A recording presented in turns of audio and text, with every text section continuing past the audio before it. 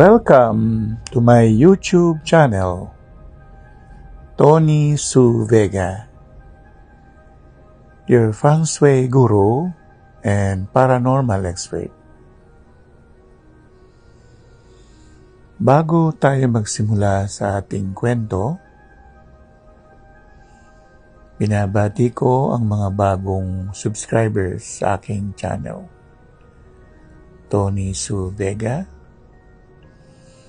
Sana po ay tulungan ninyo ako na lumago at dumami pa ang ating mga subscribers, followers, likers.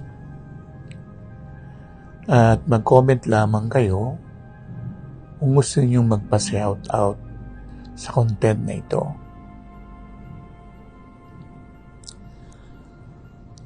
Mga kababalagan na tunay na nangyari, True to Life Stories, Story number 47. Mga nagtatagong aswang sa Maynila, bilang siyam. Taon na rin ang lumipas nang maganap ang kwento kong ito tungkol sa aswang.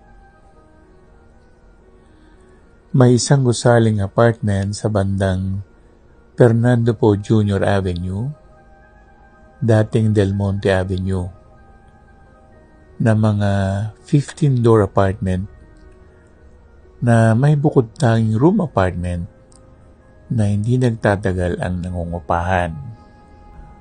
Mga isang buwan o minsan linggo lang, nababakante na ang 3-floor apartment. Ipinatawag ako na may-ari at nakipagtulungan sa akin ang kanyang caretaker o isang building administrator. Sabi niya, pinagkakatakutan ang kwarto na yun. May batang multong babae, may black lady daw, at isa pang babae na sinasabi nilang ina ng multong batang babae. Nagtirik ako ng kandila. Sinimulan ko ng magritual.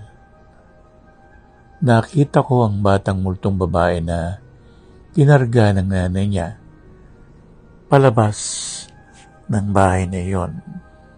Pinagpatuloy ko ang aking pagdarasal. Lumabas ang black lady na aswang. Sabi niya sa akin, "Sino ka naman na nagpapalaya sa akin dito? Bahay ko to at wala kang karapatan na palayasin ako dito. Ako ang may-ari nito." Buwelta ko sa kanya, "Lola, nandito ka na ba bago ginawa itong apartment na ito?" "Wala." Hindi ikaw ang may-ari. Dapat kasi nandito ka na nang bago gawin ang usaling ito." Hindi siya nakakibok. "Basta hindi ako aalis dito. Ako ang nagmamay-ari nito. At paano mo naman ako palalayasin?" Nagmantra ako at tinawag ko si Lord Ganesh. Natutuwa naman ako at dumating siya kaagad. Sabi ko, "Lord Ganesh, tulungan mo akong mapalayas ang aswang na multo."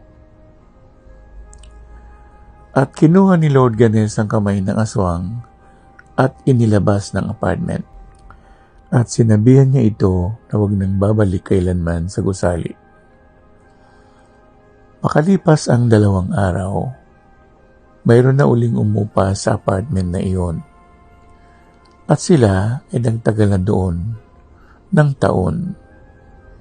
Hindi ko na nakita ang aswang sa apartment gusali na iyon.